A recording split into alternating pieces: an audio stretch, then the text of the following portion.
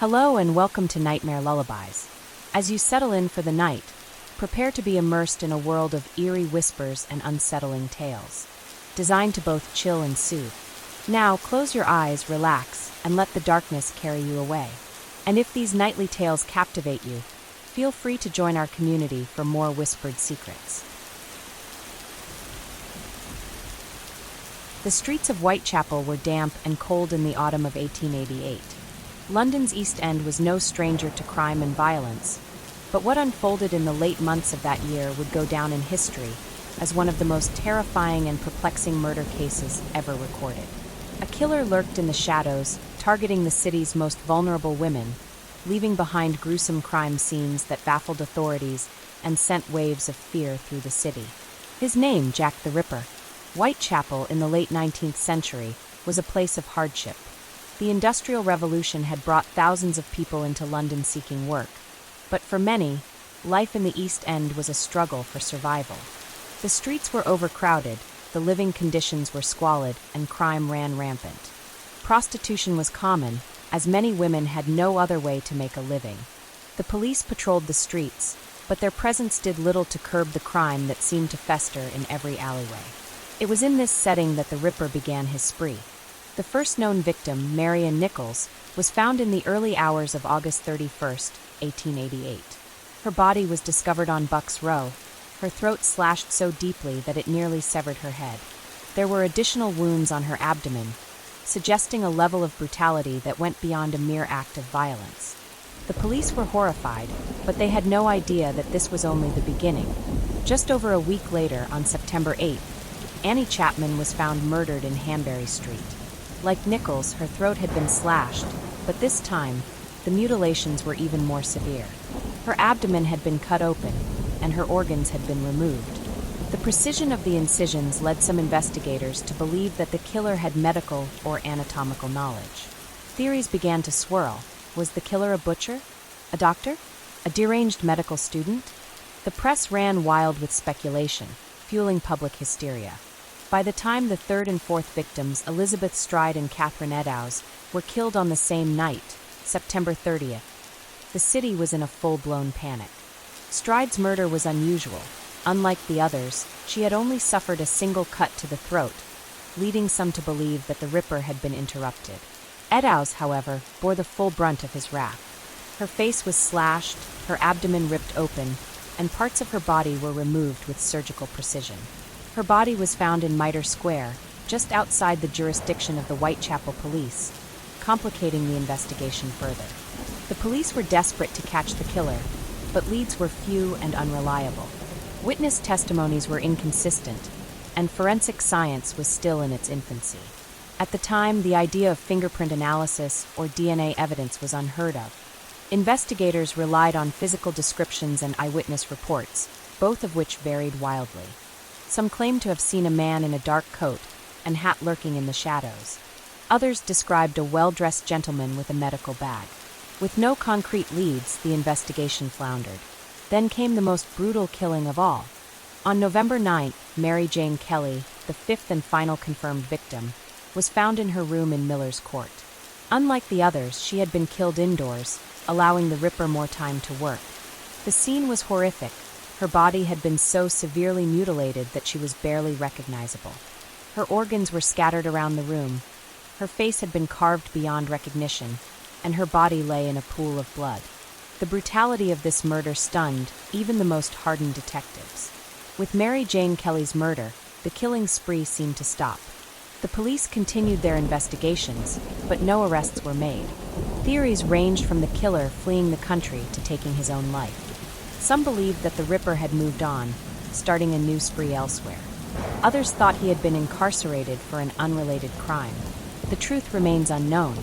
The term Jack the Ripper was not coined by the police, nor was it an official designation.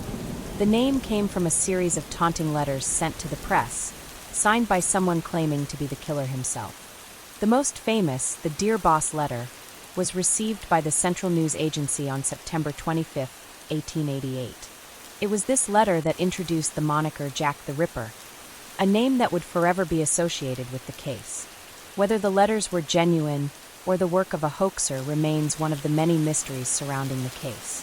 The newspapers sensationalized the murders, with headlines screaming of the Whitechapel fiend, the leather apron, and the butcher of Whitechapel. Letters, both real and fake, flooded police stations and news offices, many claiming to be from the killer himself, mocking authorities for their inability to catch him. The more the press fed into the hysteria, the harder it became for investigators to separate fact from fiction. The biggest question remained: who is Jack the Ripper? The hunt for the killer was one of the most intensive manhunts of the Victorian era. Scotland Yard detectives scoured crime scenes, interviewed potential witnesses, and chased every lead they could find. They questioned butchers, surgeons, and even high-ranking members of society. Yet, despite all their efforts, the case went cold. To this day, Jack the Ripper remains one of history's most infamous unidentified killers. He has been the subject of countless books, films, and theories, each one trying to unravel the mystery of his identity.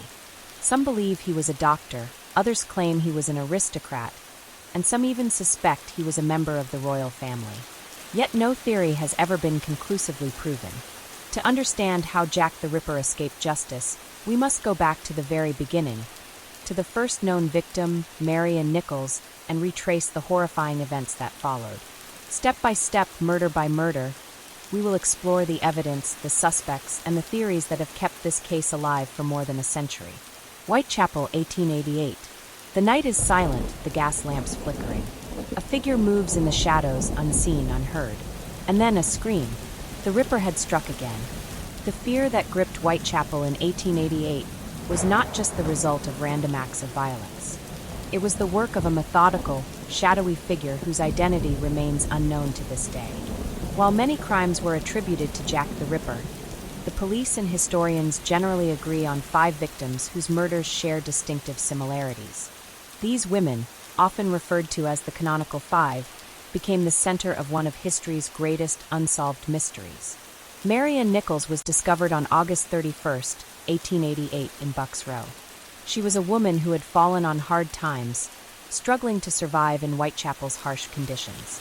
Witnesses reported seeing her alive just hours before her body was found. She had no known enemies, and no one saw or heard any signs of an attack. Her tragic end was the first indication that something sinister lurked in the shadows. Investigators at the time noted that the injuries inflicted on her were unlike anything they had seen before. Far too precise, far too methodical for an ordinary act of violence. While forensic science was limited in the Victorian era, police could already tell that this was not a random attack. A little over a week later, on September 8, Annie Chapman's body was found in Hanbury Street. Like Polly Nichols, Annie had been struggling to survive, often staying in lodging houses when she could afford them. She was last seen talking to a man just before dawn. What happened next would send London into a state of heightened terror. Her case gained more attention due to its proximity to a residential area and the escalation of brutality. The precision of the injuries once again led some to believe that the perpetrator had some knowledge of human anatomy. Some witnesses came forward with vague descriptions, but no clear leads emerged. September 30, 1888, is often referred to as the double event. On this night, 2 women lost their lives within an hour of each other. Elizabeth Stride was found in Berner Street, but unlike the previous victims, she had only suffered a single fatal wound. Some theorists believe the Ripper may have been interrupted, preventing him from carrying out the extensive injuries seen in previous cases. Less than an hour later, Catherine Eddowes was found in Mitre Square. The attack on Eddowes was more consistent with the previous murders, leading police to believe that the killer had been looking for another victim after being interrupted with Stride. The double event sent Whitechapel into a near state of hysteria. The idea that the killer could strike twice in one night, moving so quickly and avoiding capture, made many believe he was far more calculated and elusive than anyone had imagined.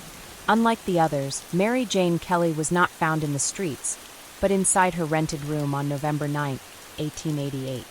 She was the youngest of the victims and, due to the privacy of the crime scene, the most severely harmed.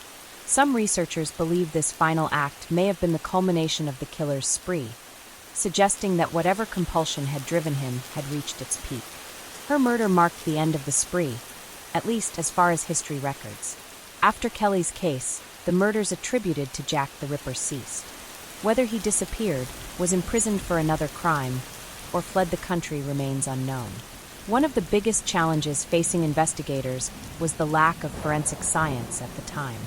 With no fingerprint analysis, no modern crime scene techniques, and no effective way to analyze evidence, the police relied heavily on eyewitness accounts. Unfortunately, these accounts were often unreliable, contradictory, or simply non-existent. The police force was also facing immense pressure from the media and the public. Letters claiming to be from Jack the Ripper flooded newspapers and police stations, though many are believed to be hoaxes. The infamous Dear Boss letter, which introduced the name Jack the Ripper, fueled speculation, but whether it was truly from the killer remains a topic of debate.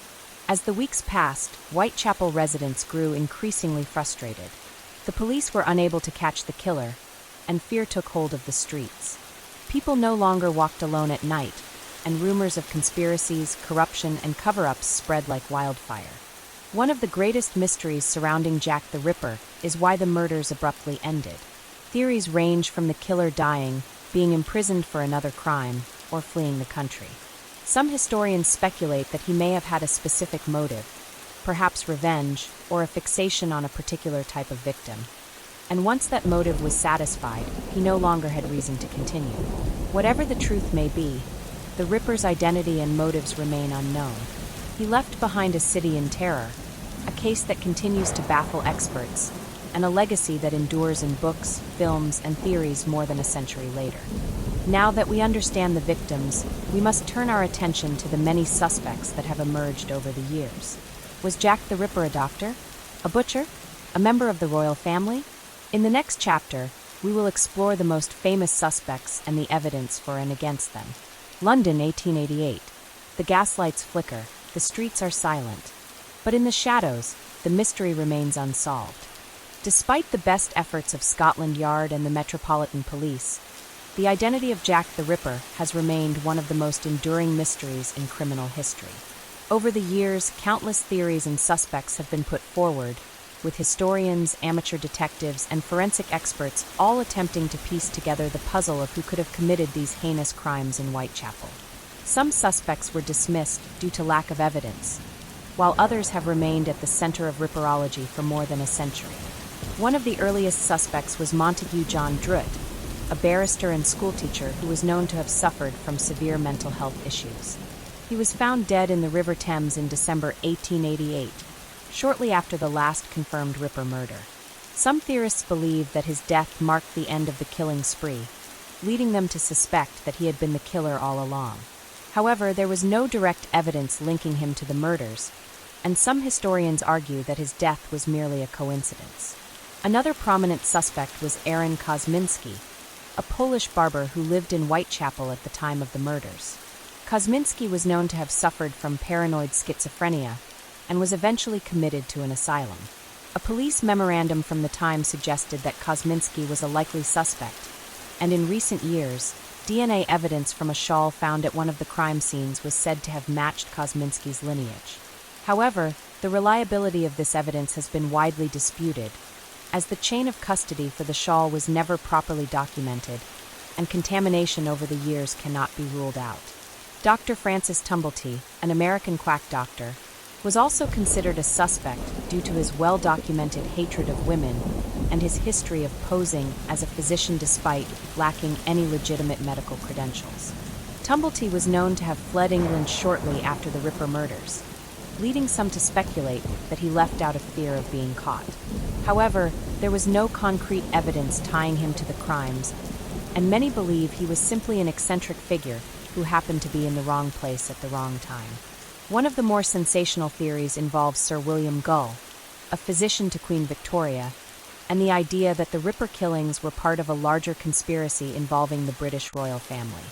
This theory, popularized in books and films, suggests that the murders were carried out to cover up a secret involving Prince Albert Victor and his alleged involvement with a prostitute.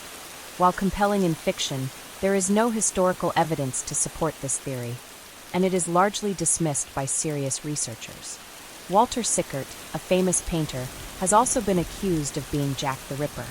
Some researchers, including crime writer Patricia Cornwell, have argued that his artwork contains hidden clues that suggest he had first-hand knowledge of the killings. Cornwell even funded an extensive forensic investigation into his letters and paintings, claiming that DNA evidence linked him to some of the infamous Ripper letters. However, critics argue that the evidence is circumstantial at best, and that Sickert was merely fascinated by the case rather than being the killer himself. Another theory suggests that Jack the Ripper was not one person, but multiple individuals working together or committing similar crimes independently. Some believe that at least some of the murders attributed to the Ripper may have been the work of copycats, as the lack of forensic science at the time made it difficult to definitively link crimes to a single perpetrator. This theory would explain some of the inconsistencies in witness descriptions and the varying levels of brutality found at the different crime scenes. The lack of clear forensic evidence, combined with the passage of time, means that we may never know for certain who Jack the Ripper was. Each suspect presents a compelling case, yet none have been definitively proven to be responsible. Theories continue to evolve as new technology allows for re-examination of old evidence, but with so many records lost or corrupted over the decades, the true identity of the killer may forever remain a mystery. Though more than a century has passed since the terror of 1888, the legend of Jack the Ripper continues to captivate and horrify. The unsolved nature of the case, the eerie setting of Whitechapel's fog-covered streets, and the sheer brutality of the crimes ensure that the Ripper will always be one of history's most infamous figures. To this day, researchers and crime enthusiasts continue to pore over the details, hoping that one day, the truth will finally come to light. In the next chapter, we will explore the aftermath of the Ripper murders, how the public reacted, how law enforcement changed, and how Jack the Ripper became one of the most infamous names in criminal history. The fear may have faded from the streets of Whitechapel, but the ghost of Jack the Ripper still lingers in the pages of history, waiting for the truth to be uncovered. As the terror of Jack the Ripper's murders faded into the fog of Whitechapel, the city was left with lingering fear, unanswered questions, and a legacy that would persist for over a century. The police investigations ultimately led to no convictions, and as the years passed, the trail grew colder. However, the impact of the case extended far beyond the gruesome details of the crimes themselves. It changed public perception of crime, influenced major changes in law enforcement, and cemented Jack the Ripper as one of history's most infamous criminals. In the immediate aftermath of the murders, Whitechapel remained gripped by unease. The working-class residents, many of whom had been critical of law enforcement's inability to catch the killer, continued to feel unsafe. Women feared walking alone at night, and the public's faith in the police force was shaken. The pressure on Scotland Yard was immense. Critics accused them of incompetence, pointing to the failure to protect the public and prevent further killings. The media frenzy surrounding the case only worsened the situation, as newspapers sensationalized each new lead, often publishing exaggerated or fabricated accounts that led to confusion and widespread panic. One of the most significant effects of the Ripper case was its impact on the development of modern policing. At the time, investigative techniques were rudimentary, relying heavily on eyewitness testimony and physical descriptions. The Ripper case exposed the need for more sophisticated forensic methods, including fingerprint analysis, preservation of crime scenes, and improved communication between police departments. Although these changes did not occur immediately, the case served as a wake-up call, highlighting the weaknesses in Victorian-era law enforcement. The Ripper case also played a role in shifting public attitudes toward the plight of the working class, particularly women in poverty. The victims, who were primarily prostitutes or struggling to survive in the harsh conditions of Whitechapel, became symbolic of broader societal issues. The case shed light on the poor living conditions, lack of security, and vulnerability of those living in London's East End. Charities and social reformers began advocating for better housing, employment opportunities, and legal protections for women. While progress was slow, the attention brought by the case contributed to a growing movement toward social change. Another aspect of the case that has endured is its deep entrenchment in popular culture. Jack the Ripper has become a legend, inspiring books, films, and endless speculation.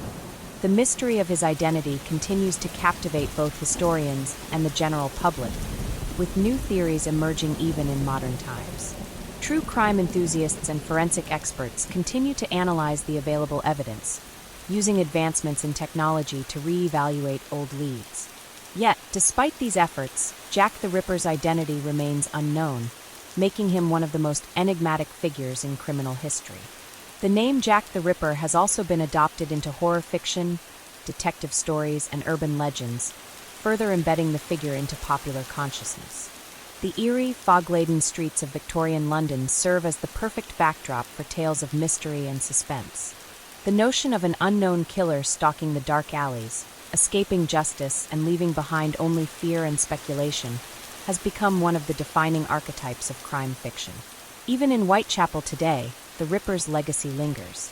Tours retracing the locations of his crimes are popular among tourists, and museums dedicated to the case continue to draw visitors eager to uncover the secrets of the past. Historians, crime experts, and amateur sleuths alike continue to pore over the details, hoping to solve the mystery once and for all. Yet, as each new theory emerges, the truth remains elusive. The lasting impact of the Jack the Ripper case is undeniable. It reshaped crime investigation, influenced public awareness of social inequality, and left behind a mystery that continues to perplex and fascinate. More than 130 years later, the Ripper's identity may never be definitively uncovered, but his legacy ensures that he will never be forgotten. With the investigation now part of history, the legend of Jack the Ripper endures, haunting the pages of history books and the minds of those who dare to ask, who was he, and why did he stop? The answer may never come, but the story remains alive, whispered through time, lingering in the misty streets of Whitechapel. In the next chapter, we will explore modern forensic advancements and whether they can bring new insights to a case long thought unsolvable. Can the technology of today finally uncover the truth about Jack the Ripper, or will he remain a shadow lost in history? Despite the passage of more than a century, the mystery of Jack the Ripper has continued to intrigue historians, criminologists, and forensic experts alike. As scientific advancements continue to push the boundaries of crime solving, many have wondered, could modern forensic technology finally uncover the identity of the Ripper? With new tools such as DNA analysis, geographic profiling, and digital reconstructions, the possibility of solving the case has never been more tantalizing. One of the most significant breakthroughs in forensic science has been the advent of DNA analysis. In the 19th century, police had no way of extracting genetic material from crime scenes, but today, even a minuscule trace of DNA can provide a crucial lead. Over the years, various artifacts linked to the Ripper case have been tested for potential genetic material. One such item is the infamous shawl purportedly found near the body of Catherine Eddowes, one of the Ripper's confirmed victims.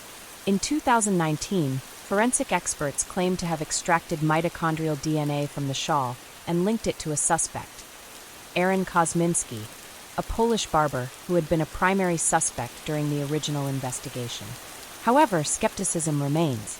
The provenance of the shawl is heavily disputed, as it was never officially recorded as evidence, raising concerns about contamination and reliability. Geographic profiling, a technique used to predict the likely location of a criminal based on patterns of their crimes, has also been applied to the Ripper case. By mapping out the locations of the 5 canonical murders, experts suggest that the Ripper most likely lived within Whitechapel, near the crime scenes.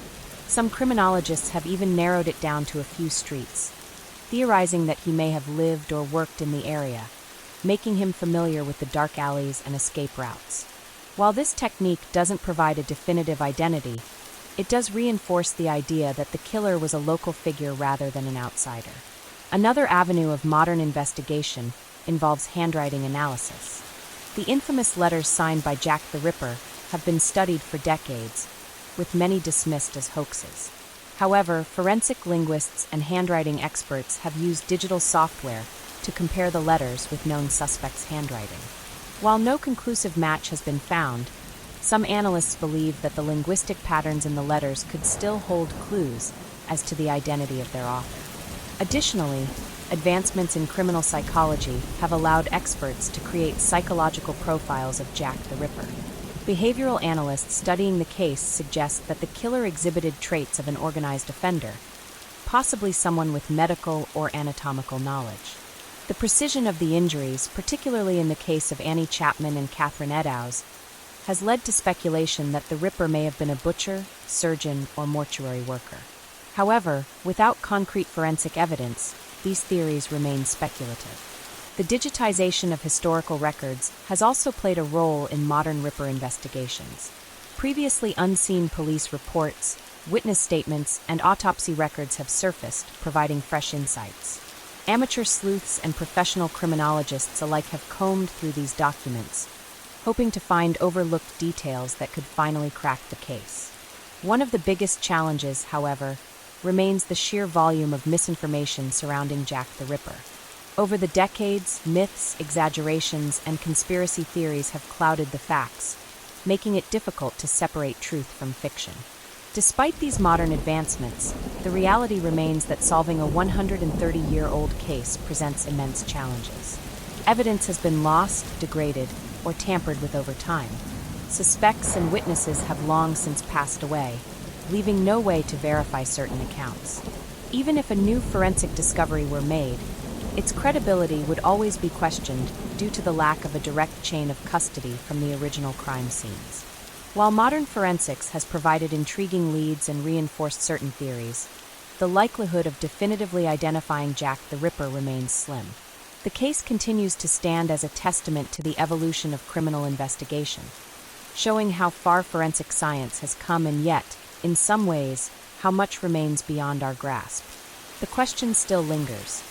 Was Jack the Ripper an ordinary man who simply evaded capture due to the limitations of Victorian-era policing, or was he someone far more cunning, ensuring that his identity would forever remain a mystery? For now, the truth remains buried in the past, locked away with the secrets of Whitechapel's darkest nights. With all we know now, what conclusions can be drawn? In the next and final chapter, we will reflect on the impact of the Ripper case, the lessons learned, and whether history will ever let go of its most infamous unsolved mystery. The case of Jack the Ripper remains one of history's most infamous unsolved mysteries. More than a century has passed since the autumn of 1888, yet the specter of the Ripper still lingers in popular culture, academic studies, and criminology. The murders left a profound impact not only on the victims' families but on London itself, reshaping law enforcement practices and fueling an obsession with true crime that persists to this day. One of the most significant consequences of the Ripper case was the change it brought to policing methods. The failures of the investigation exposed weaknesses in 19th-century law enforcement, highlighting the need for forensic advancements, improved record-keeping, and better coordination between police departments. The inability to capture the Ripper led to the eventual creation of more modern investigative techniques, including fingerprinting and criminal profiling, both of which have since become essential tools in crime solving. The case also left a lasting mark on the area of Whitechapel. The East End of London in the late 19th century was a place of poverty, overcrowding, and crime. The Ripper murders exposed the grim realities of life for the city's poor, sparking conversations about social reform. In the wake of the killings, public pressure mounted for better housing, safer streets, and improved support for the working class. Though change was slow, the outcry surrounding the case contributed to later efforts aimed at urban renewal and social assistance. Beyond the practical impact, Jack the Ripper became one of history's most enduring legends. The mystery surrounding his identity, the gruesome nature of his crimes, and the eerie setting of Victorian London all contributed to a story that has fascinated people for generations. Books, films, television series, and even guided tours continue to keep the legend alive, drawing thousands of visitors to Whitechapel every year in search of clues and connections to the past. Theories about the Ripper's identity have evolved with each new decade. From medical professionals to members of the aristocracy, suspects have ranged from the plausible to the absurd. The continued re-examination of evidence has both reinforced and debunked various theories, but no definitive conclusion has ever been reached. The lack of closure ensures that the Ripper case remains an open question, inviting speculation, debate, and intrigue. One of the most chilling aspects of the case is the abrupt end of the murders. After the killing of Mary Jane Kelly, no further murders of the same nature were recorded. Did the Ripper die? Was he imprisoned for an unrelated crime? Did he simply stop, disappearing into history without a trace? The unknown element of his fate adds to the haunting nature of the case, making it one of the most perplexing mysteries in criminal history. More than just a historical curiosity, the case serves as a cautionary tale about justice, or the lack thereof. The women murdered in 1888 have become more than victims. They are symbols of a time when society failed its most vulnerable members. Their stories, once lost in the hysteria surrounding the killer, have been reclaimed by historians and activists who seek to remember them as more than just part of a legend. As forensic science advances, there remains a slim possibility that new technology could one day bring a definitive answer to the case. DNA testing, advanced linguistic analysis, and digital reconstructions offer glimpses into possibilities once thought impossible. However, with so much time passed, the likelihood of a conclusive answer remains small. Perhaps the true identity of Jack the Ripper will always remain a mystery, a dark figure forever lurking in the fog of Whitechapel's past. The story of Jack the Ripper is more than just an unsolved case. It is a testament to society's enduring fascination with the unknown, a symbol of fear and speculation that has spanned generations. Whether seen as a cautionary tale, a historical puzzle, or a macabre curiosity, the legend of the Ripper continues to captivate minds around the world. Even now, as the gaslights of Victorian London fade into history, his shadow remains, whispering through time, leaving behind the same chilling question that has haunted investigators, historians, and crime enthusiasts for over a century. Who is Jack the Ripper? As the years passed and the 19th century gave way to the 20th, the story of Jack the Ripper did not fade into history as many crimes do. Instead, it evolved, growing into something larger than a mere criminal case. The Ripper was no longer just a killer. He had become a legend, an enigma that captured the imagination of people across the world. His crimes were discussed not just as historical facts, but as part of a greater mystery, one that people still attempt to solve today. His name became synonymous with evil, and his story was reshaped, retold, and reinvented time and time again. The first seeds of the Ripper mythos were planted almost immediately after the murders ceased. Newspapers at the time had already sensationalized the case, feeding public hysteria with lurid details, speculation, and the infamous letters claiming to be from the killer. Even in the early 20th century, crime historians and amateur detectives continued to analyze the case, hoping to find the answers that had eluded the authorities of Victorian London. The mystery remained unsolved, but rather than fading into obscurity, it only grew more prominent in the public consciousness. With the rise of cinema, literature, and radio in the early 1900s, Jack the Ripper became a staple of horror fiction. Writers took the shadowy figure of the Ripper and placed him in increasingly dramatic narratives, portraying him as everything from a deranged doctor to a supernatural entity. Some fictionalized accounts suggested that the Ripper had fled London and continued his crimes elsewhere, while others tied him to conspiracy theories involving secret societies, the British royal family, or even time travel. His identity remained a blank slate upon which people projected their darkest imaginations. By the mid-20th century, Jack the Ripper had become an icon of true crime lore. Writers such as Donald Rumbelow and Stephen Knight began publishing detailed analyses of the case, offering new theories and uncovering old evidence. Knight's book Jack the Ripper, The Final Solution, 1976, popularized the now infamous theory that the Ripper killings were part of a royal cover-up, a theory that was later adapted into films and television shows. Although historians largely dismiss these conspiracy theories, they contributed to the idea that the Ripper was more than just a man. He was a mystery that refused to be solved. As forensic science advanced, new efforts were made to apply modern investigative techniques to the Ripper case. In the late 20th and early 21st centuries, DNA testing, digital crime scene reconstruction, and psychological profiling were all used in attempts to identify the killer. Some breakthroughs, such as the controversial DNA analysis of a shawl linked to Catherine Eddowes, claim to narrow down the suspect list, but no definitive proof has ever been found. The uncertainty only fueled more debate, keeping the case alive in public discussion. The internet and the rise of online communities dedicated to true crime have ensured that Jack the Ripper remains one of the most analyzed criminals in history. Websites, forums, podcasts, and YouTube channels dedicated to the mystery continue to attract thousands of amateur sleuths, each eager to contribute their own theories. The availability of digitized police records, historical documents, and eyewitness testimonies has made it easier than ever for people to study the case in depth.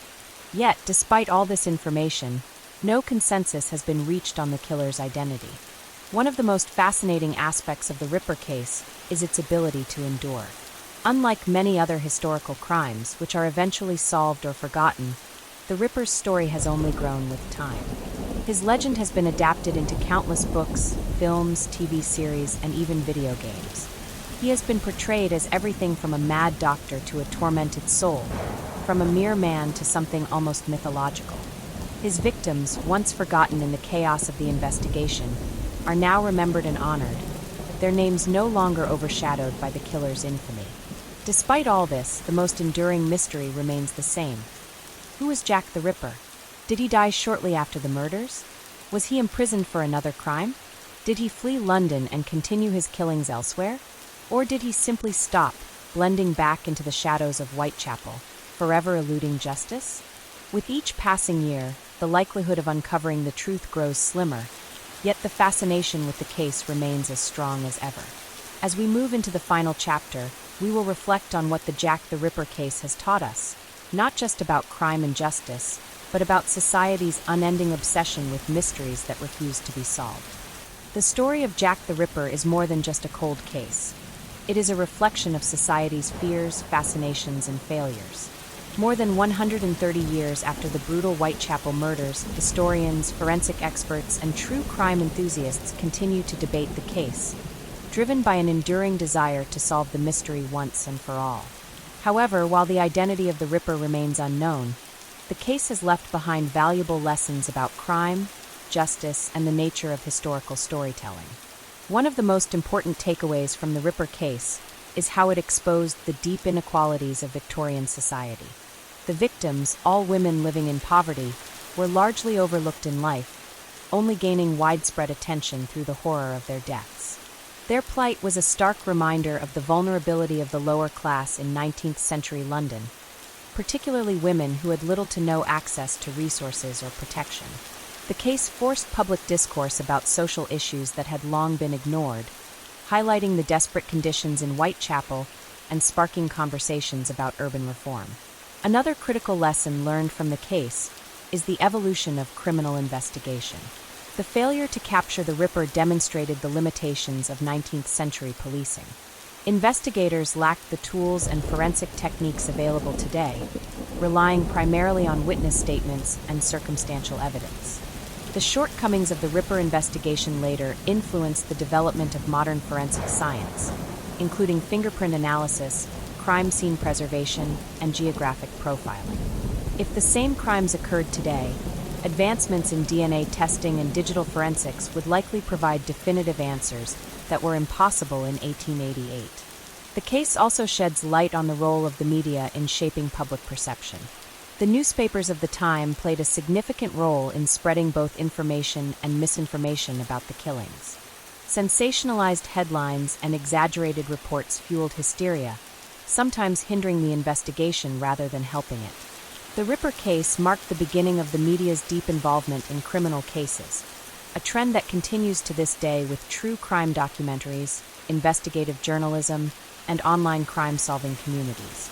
Jack the Ripper's legacy is also a study in society's enduring obsession with unsolved mysteries. The case represents the ultimate whodunit, an enigma with just enough clues to fuel speculation, but never enough to reach a definitive answer.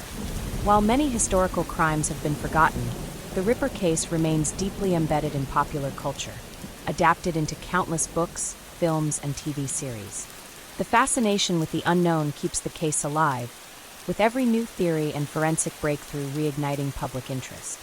Despite the countless investigations, new suspects, and forensic re-examinations, the likelihood of ever truly solving the Jack the Ripper case remains slim. Too much time has passed, evidence has been lost or contaminated, and many details of the original investigation were either flawed or poorly recorded. Yet, even if a definitive answer were found, would it truly satisfy the curiosity of those who have spent their lives studying the case? Or would Jack the Ripper's story continue to endure as one of history's most infamous mysteries, regardless of whether his identity is revealed? Ultimately, the legacy of Jack the Ripper is not just about the man behind the crimes, but about what his case has revealed about the world around it. It serves as a reminder of the failures of the justice system, the fragility of the truth in the face of sensationalism, and the power that unsolved mysteries hold over the human imagination.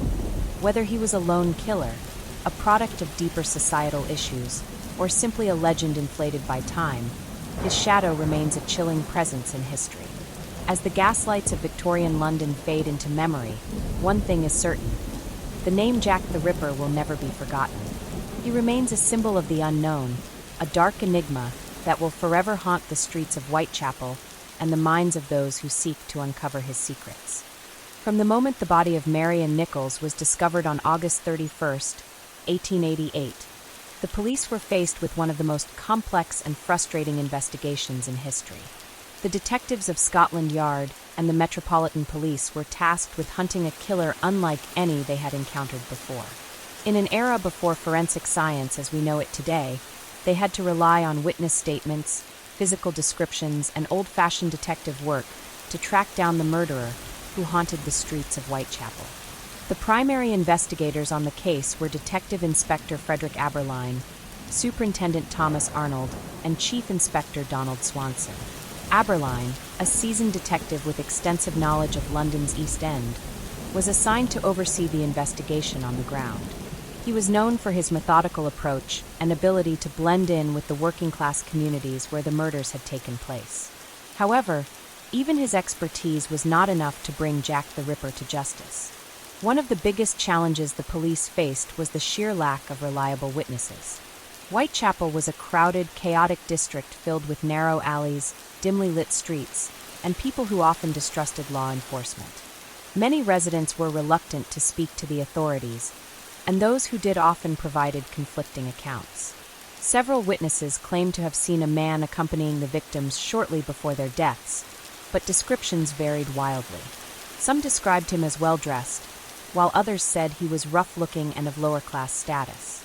This inconsistency made it nearly impossible for the police to develop a concrete suspect profile. Complicating matters further was the nature of the crime scenes. The brutality of the murders suggested that the killer worked quickly and efficiently, leaving behind very little physical evidence.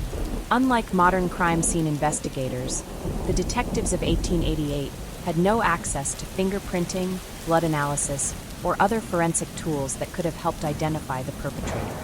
They relied heavily on footprints, clothing fibers, and witness statements, none of which led to definitive answers. One of the most frustrating moments in the investigation came after the murder of Catherine Eddowes on September 30th, 1888. Near her body, a piece of her blood-stained apron was found discarded in Golston Street. Above it, written in chalk on a nearby wall, was a message that read, "The Jews are the men that will not be blamed for nothing." The meaning of the message was unclear, but it sparked fears that the murders were politically or racially motivated. However, before a full examination could be conducted, the message was ordered to be erased by Sir Charles Warren, Commissioner of the Metropolitan Police, out of fear that it would incite anti-Semitic violence in the area. This decision remains one of the most controversial moments in the investigation, as many believe that the message could have provided vital clues about the killer's identity. As public pressure mounted, the police turned to unusual tactics to catch the Ripper. Officers began patrolling Whitechapel in disguise, hoping to lure the killer into a trap. Plainclothes detectives roamed the streets, blending in with the crowds in an attempt to spot any suspicious behavior. Women were even recruited to act as decoys, posing as potential victims in the hope of drawing out the murderer.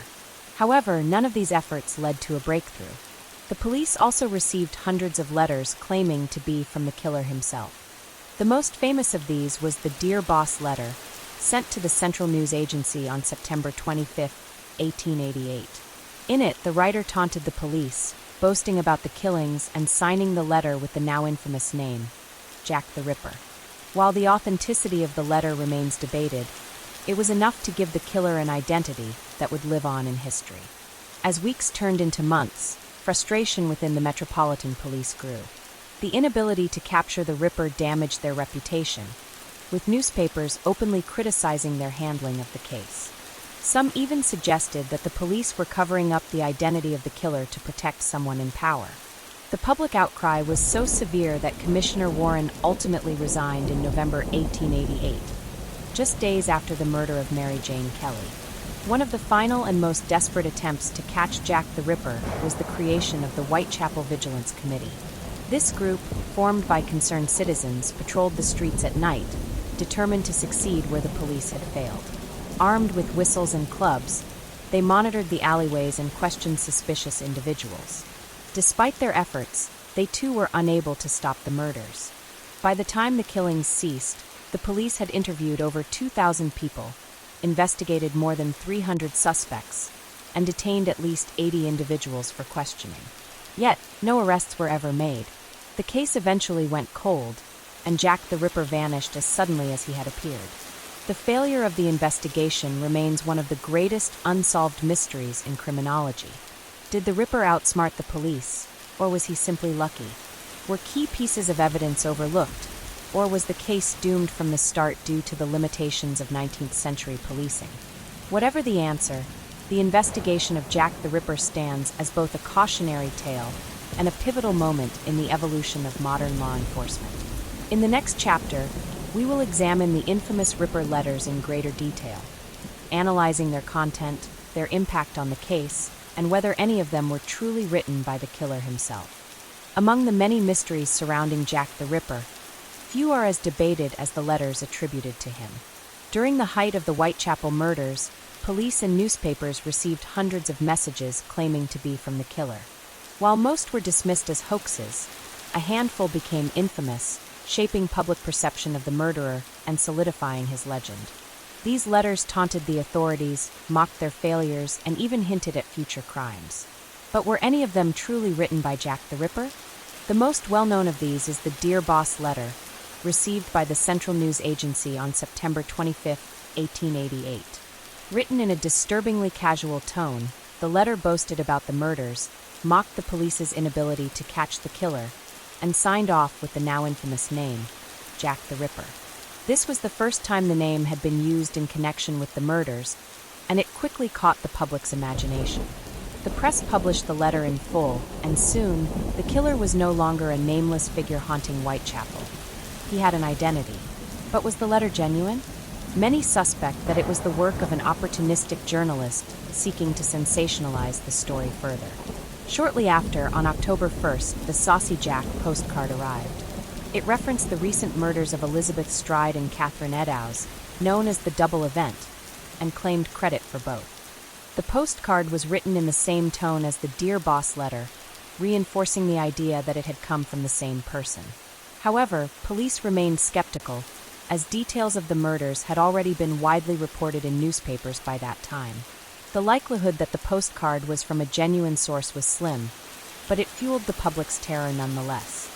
Perhaps the most chilling of all the letters was the From Hell letter, received on October 16th by George Lusk, the head of the Whitechapel Vigilance Committee. Unlike previous letters, this one was not signed Jack the Ripper. Instead, it contained a disturbing detail that set it apart. It was accompanied by a small box containing half of a human kidney. The letter claimed that the writer had taken the kidney from one of his victims and had eaten the other half. Medical experts examined the organ and confirmed that it was indeed human, and some believed it could have belonged to Catherine Eddowes, whose left kidney had been removed during her murder. Unlike the earlier letters, this one had a more erratic and crude writing style, suggesting it may have been written by a different person, perhaps even the real killer. The letters had a profound impact on the investigation, whether they were real or not. The police were forced to divert resources to analyze them, and the press coverage only heightened the hysteria. Scotland Yard suspected that many of the letters were written by hoaxers looking for attention, and historians today largely agree that at least some were fabrications. The writing styles varied, and there was no clear forensic evidence linking any of them directly to the killer. Still, the possibility that one or more of the letters came from Jack the Ripper himself remains tantalizing. The impact of these letters extended beyond the investigation. They transformed Jack the Ripper from a nameless murderer into a shadowy, almost supernatural figure. The chilling phrases, the taunting tone, and the gruesome imagery painted a picture of a killer who reveled in his notoriety. Whether the real Ripper was behind them or not, they played a crucial role in crafting his legend. One of the most enduring debates is whether any of the letters contain genuine clues to the killer's identity. Some Ripperologists argue that the handwriting analysis and linguistic patterns may reveal something about the author. Others believe that the letters were deliberately misleading, designed to taunt the authorities while revealing nothing of substance. The truth may never be known, but what is certain is that these letters shaped the case and kept it alive in the public consciousness long after the murders had ceased. As the investigation dragged on without an arrest, the letters only added to the chaos. The police were overwhelmed with false reports, hoaxes, and conflicting information. The flood of letters became so unmanageable that Scotland Yard eventually stopped paying serious attention to them, choosing instead to focus on more tangible leads. In the years that followed, some of the original letters were lost, destroyed, or fell into private collections. The ones that remain are carefully preserved in archives, studied by historians and crime experts eager to unlock their secrets. Handwriting analysis, forensic testing, and digital reconstructions have all been attempted, but no definitive answers have been found. The letters, like the killer himself, remain an enduring enigma. The question lingers: did Jack the Ripper truly write any of these letters, or were they merely the work of journalists, pranksters, and attention seekers? If any were genuine, what do they reveal about his psyche and motives? And most haunting of all, was the From Hell letter truly sent by the hand of the killer, complete with a grisly trophy from one of his victims? In the next chapter, we will delve deeper into the psychology of Jack the Ripper, analyzing his likely motivations, his possible profile, and what modern criminal psychology can reveal about one of history's most infamous murderers. While the physical identity of Jack the Ripper remains unknown, modern criminology and psychological profiling offer insights into the kind of person he may have been. By analyzing his crimes, behavioral patterns, and possible motivations, forensic experts and psychologists have attempted to construct a portrait of the man who terrorized Whitechapel in 1888. One of the first things criminal profilers consider is the organized versus disorganized killer theory. Some serial killers exhibit a high degree of planning and leave behind minimal evidence, while others act impulsively and chaotically.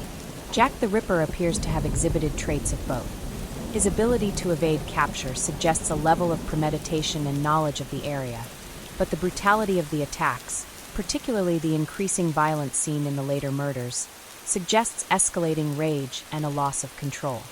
This duality makes it difficult to categorize him fully, but many experts lean toward the theory that he was a disorganized offender with moments of strategic planning. Another crucial aspect of profiling the Ripper is understanding his possible motivations.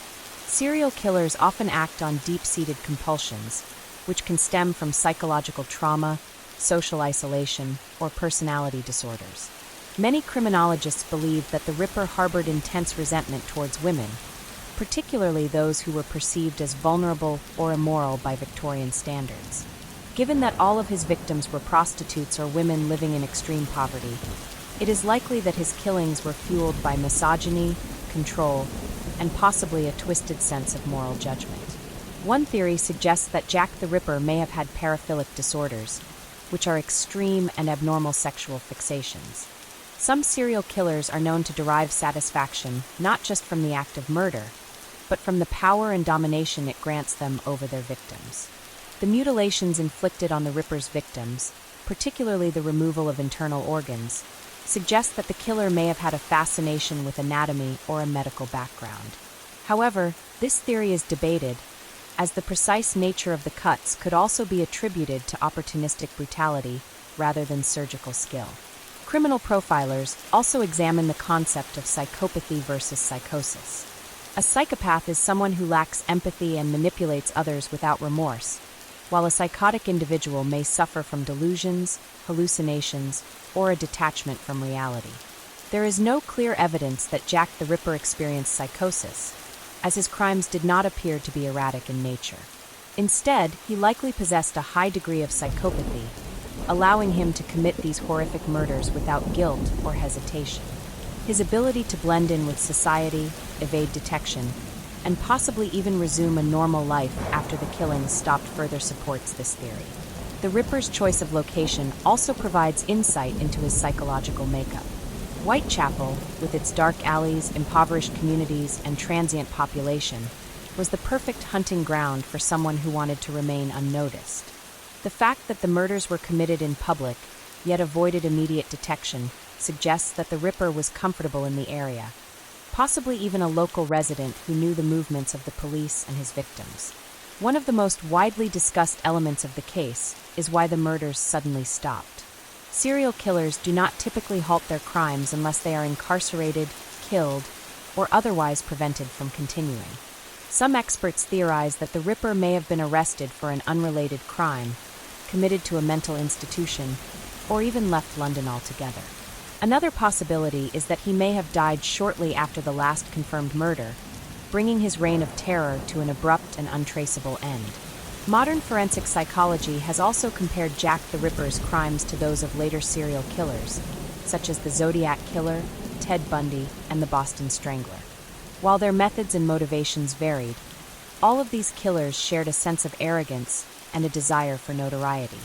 The infamous letters sent to the press claiming responsibility for the murders suggest that the Ripper may have relished the fear and chaos he created.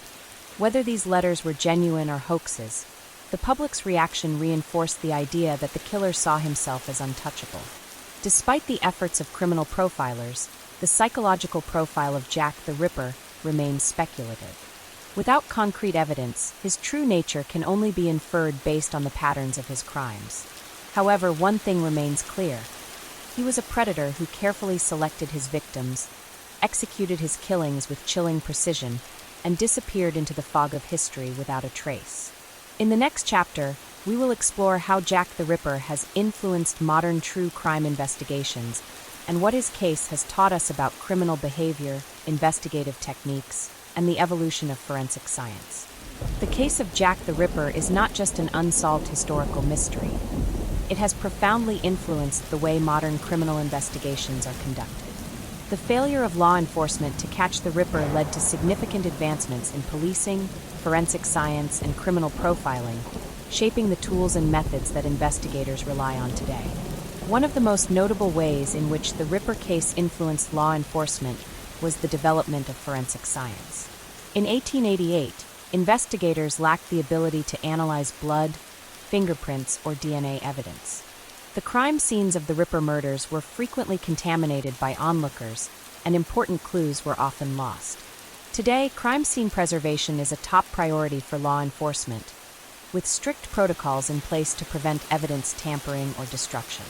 DNA analysis, which was first used in criminal cases nearly a century later, has revolutionized investigations, allowing police to identify suspects with unprecedented accuracy. If such technology had been available in 1888, it is possible that Jack the Ripper would have been caught. The case also highlighted the importance of criminal profiling. While Scotland Yard detectives relied largely on eyewitness reports and gut instincts, modern investigations make use of behavioral science to build psychological profiles of unknown offenders. The FBI's Behavioral Science Unit, founded in the 1970s, uses psychological profiling to identify patterns in serial crimes. By studying details such as victim selection, crime scene behavior, and post-crime actions, profilers can predict the characteristics of a perpetrator, narrowing down suspect pools more effectively. The work of early criminal profilers who studied Jack the Ripper paved the way for this discipline. Another lasting impact of the Ripper case is the role of geographic profiling in criminal investigations. The Ripper's crimes were concentrated in a small area of Whitechapel, leading some modern criminologists to theorize that he lived or worked nearby. Geographic profiling, a technique that uses spatial analysis to determine an offender's likely base of operations, has since become a valuable tool in tracking serial criminals. By mapping the locations of crimes and identifying patterns, investigators can make educated guesses about where a suspect might live, work, or hide. This method has been used successfully in numerous modern cases. The Ripper case also demonstrated the power and danger of media influence on criminal investigations. Victorian-era newspapers played a major role in shaping public opinion about the murders, often sensationalizing the events and spreading misinformation. This fueled widespread panic, sometimes leading to false accusations and mob violence. Today, law enforcement agencies must carefully navigate media coverage of criminal cases, balancing the public's right to information with the need to prevent hysteria and misinformation. The Ripper case was one of the earliest examples of trial by media, a phenomenon that continues to impact high-profile investigations. In addition to influencing investigative techniques, the Ripper case has also shaped popular culture's perception of serial killers. The concept of the shadowy, intelligent, and almost mythical serial murderer owes much to the legend of Jack the Ripper. From literature to film and television, countless stories have drawn inspiration from his crimes. Modern killers such as the Zodiac Killer and Ted Bundy have been compared to the Ripper, and in some cases, even idolized by those who seek infamy through violence. The enduring fascination with Jack the Ripper has also fueled the rise of true crime as a genre, with books, documentaries, and podcasts devoted to examining the case from every possible angle. Despite the advancements in forensic science, criminal profiling, and investigative techniques, the mystery of Jack the Ripper remains unsolved. Some believe that modern technology could eventually uncover his identity, while others argue that the case is simply too old, with too much lost evidence, to ever be solved conclusively. Regardless of whether the Ripper's true name is ever revealed, his influence on the world of criminal investigations is undeniable. In the next chapter, we will explore additional theories beyond the canonical 5 victims, questioning whether Jack the Ripper's crimes extended beyond what history has recorded. While history generally attributes 5 murders to Jack the Ripper, Marion Nichols, Annie Chapman, Elizabeth Stride, Catherine Eddowes, and Mary Jane Kelly, some researchers believe the real number of victims may have been higher. The term the canonical 5 was established based on similarities in crime scene evidence, victim profiles, and method of attack. However, Whitechapel was a violent place in the late 19th century, and many unsolved murders bear eerie resemblances to the Ripper's handiwork. Could Jack the Ripper have been responsible for more killings than history acknowledges? One of the earliest possible victims was Emma Elizabeth Smith, who was attacked on April 3, 1888, several months before the first confirmed Ripper murder. Smith was assaulted and left for dead on Osborne Street in Whitechapel, suffering from severe internal injuries caused by a blunt object. She survived long enough to tell authorities that she had been attacked by multiple men, leading police to believe her murder was gang-related rather than the work of a lone killer. However, some Ripperologists speculate that this may have been an early, less refined attack by Jack the Ripper before he perfected his gruesome methods. Another potential victim was Martha Tabram, murdered on August 7, 1888, just weeks before Marion Nichols' death. Tabram's body was found on a landing in George Yard Buildings, brutally stabbed 39 times. Unlike the canonical victims, she was not mutilated in the same manner, but the excessive violence suggests an extreme level of rage, possibly indicative of the same killer. Some argue that the differences in attack method point to a different perpetrator, while others believe it represents an evolution in the Ripper's modus operandi. In addition to early victims, there were also murders after Mary Jane Kelly that some link to the Ripper. One such case was Rose Milett, whose body was discovered in December 1888. She was strangled but did not display the signature mutilations associated with the Ripper killings. Investigators at the time believed her death was unrelated, possibly the result of an altercation with a client. However, later theories suggest that if Jack the Ripper was forced to change his methods due to increased police presence, he may have shifted to strangulation instead of the gruesome mutilations that defined his earlier crimes. Another mysterious case was Alice Mackenzie, found murdered in July 1889. Unlike Milett, Mackenzie's body did show some similarities to the canonical Ripper victims, including throat slashes and superficial abdominal wounds. However, the cuts were less severe than those inflicted upon the canonical 5, and some investigators doubted that the Ripper would have changed his methods so drastically. Still, others believe she may have been one of his later victims, possibly an attempt to replicate his previous crimes while evading capture. Then there was Frances Coles, murdered in February 1891. She was discovered with her throat cut, but no additional mutilations. Some believe this could indicate an interrupted Ripper attack. Others argue that by this time, the real Jack the Ripper had either fled, been imprisoned, or died, leaving copycats to carry out similar crimes. The lack of consistency in these later murders continues to divide opinions among Ripperologists. One of the challenges in attributing additional victims to Jack the Ripper is that Whitechapel was already a dangerous place, with a high number of violent crimes occurring regularly. Murders of women, particularly those involved in prostitution, were unfortunately common.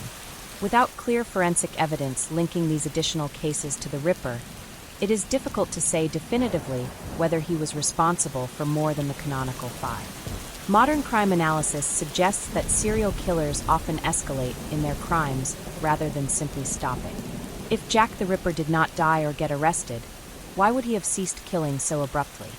Some believe he may have moved to another location and continued his crimes under a different alias.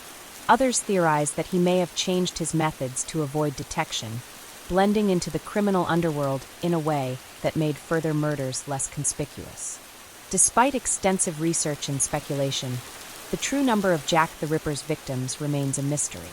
The canonical 5 are the ones most commonly accepted as his victims, but whether he was responsible for additional murders before or after them is a question that may never be fully answered.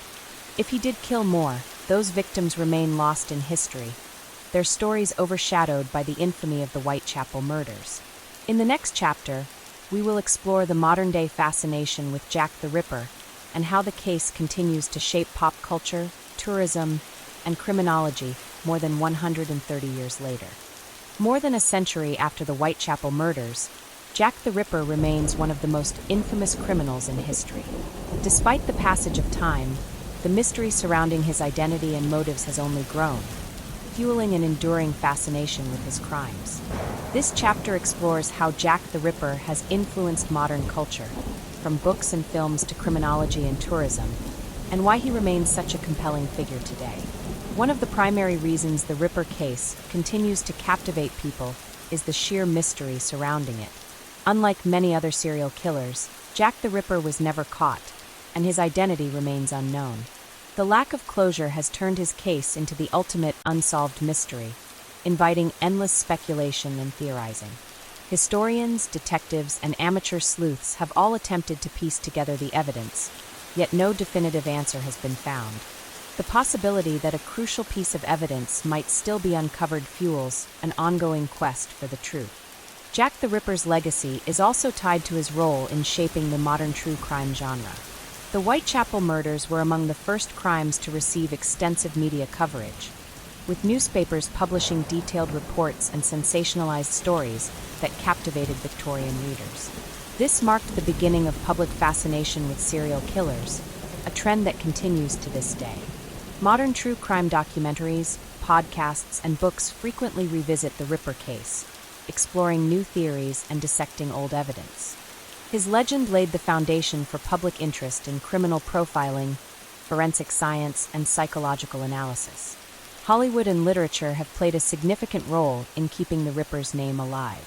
Countless films, novels, and television series have been inspired by his crimes, portraying him as everything from a shadowy, faceless killer to a highly intelligent madman with a sinister purpose. Stories such as From Hell, Time After Time, and Murder by Decree offer fictionalized versions of his story, each with its own interpretation of who he might have been. Even in supernatural horror and science fiction, Jack the Ripper has become a symbol of evil, appearing in everything from Doctor Who to graphic novels and video games. Tourism has also contributed to the ongoing fascination with the Ripper. Every year, thousands of visitors flock to London's Whitechapel district, eager to walk the same dark alleyways where the murders took place. Guided Ripper tours have become a major attraction, offering historical insights mixed with eerie storytelling. These tours take visitors to the sites where the victims were found, detailing the grim events of 1888, and allowing them to immerse themselves in the mystery. Museums and exhibits dedicated to the case, such as the Jack the Ripper Museum, continue to draw those seeking to understand the man behind the legend. Beyond entertainment and tourism, the Ripper case has influenced modern criminology and forensic science. Law enforcement officials have studied the case to understand the evolution of police investigations and the challenges of catching serial killers. The mistakes made during the Ripper investigation, such as the contamination of crime scenes and lack of forensic technology, serve as valuable lessons for today's detectives. The case has also inspired advancements in criminal profiling, helping investigators develop methods for identifying and tracking repeat offenders. Despite the fascination, the enduring legend of Jack the Ripper raises ethical questions. Some argue that the obsession with his story overshadows the real tragedy: the brutal murders of 5 women who deserve to be remembered as more than just victims of a famous killer. In recent years, historians and activists have pushed for a greater focus on the lives of the victims, emphasizing their humanity rather than their role in the Ripper's story. This shift in perspective seeks to reclaim their narratives and remind the world that they were real people, not just characters in a mystery. As forensic science continues to advance, some believe that the identity of Jack the Ripper could still be uncovered. DNA analysis, handwriting comparisons, and digital reconstructions have all been applied to the case, and while no definitive answers have been found, each new piece of research keeps the mystery alive. Even if the truth is never revealed, the legend of Jack the Ripper will likely endure, a haunting reminder of one of history's greatest unsolved crimes. In the final chapter, we will explore the possibility of ever solving the Ripper case. Could modern technology finally bring closure to a mystery that has endured for over a century? Or will Jack the Ripper forever remain a shadow in history, an enigma lost to time? As more than a century has passed since the Whitechapel Murders, the mystery of Jack the Ripper remains one of history's most infamous cold cases. Despite countless investigations, theories, and forensic advancements, no definitive answer has emerged. But with modern technology, renewed efforts, and fresh perspectives, could we one day uncover the identity of one of the most elusive killers of all time? Or is the truth forever buried in history? One of the biggest obstacles in solving the case is the degradation and loss of evidence. Unlike modern investigations where crime scenes are carefully preserved, the Ripper crime scenes were chaotic, with limited forensic protocols in place. Crucial pieces of evidence, such as the victim's clothing, crime scene artifacts, and even written police reports, have been lost over time. Additionally, the contamination of existing evidence, such as the infamous From Hell letter and the blood-stained apron fragment, makes it nearly impossible to extract reliable DNA profiles today. However, recent attempts at DNA analysis have provided intriguing possibilities. In 2019, forensic experts claim to have tested mitochondrial DNA from a shawl supposedly found at the crime scene of Catherine Eddowes. The results pointed toward Aaron Kosminski, a known Ripper suspect. Yet, the credibility of this evidence has been widely disputed, as the shawl's provenance is questionable and its chain of custody is unverified. The study remains controversial, leaving the mystery unresolved. Another promising tool in modern investigations is forensic linguistic analysis. Researchers have examined the letters attributed to Jack the Ripper, using linguistic profiling to determine whether they were written by the same person. Advances in AI and machine learning may further refine these analyses, potentially identifying patterns that were previously undetectable. However, as many of these letters were likely hoaxes, their relevance to the case remains uncertain. Geographic profiling, a method that predicts a criminal's likely home base based on the locations of their crimes, has also been applied to the Ripper case. Experts have used mathematical models to analyze the sites of the murders, concluding that the killer may have lived near Flower and Dean Street, a known hub for lodging houses in Whitechapel. While this does not pinpoint a suspect, it reinforces the idea that Jack the Ripper was likely a local who knew the area well. One theory that has gained traction in recent years is that the Ripper was not a single individual, but rather multiple perpetrators or a copycat. Some criminologists suggest that while the first few murders may have been committed by one person, later killings could have been the work of imitators seeking notoriety. This theory complicates efforts to identify a single perpetrator, as the evidence may point to different individuals depending on which murders are included in the investigation. Legal and historical scholars have also suggested that previously unknown documents may still exist, hidden in archives, private collections, or overlooked historical records. Some have called for large-scale digitization projects to scan Victorian-era police reports and witness statements, hoping to uncover forgotten clues. If such documents were found, they could provide fresh leads that modern researchers could analyze with forensic precision. Ultimately, while advancements in technology have brought us closer to answers than ever before, there remain too many missing pieces. Key witnesses and investigators are long gone. Crime scenes have disappeared under the modern cityscape, and physical evidence is scarce or compromised. Even if a name were conclusively identified, there would still be debates over the reliability of the evidence and whether it definitively proves guilt.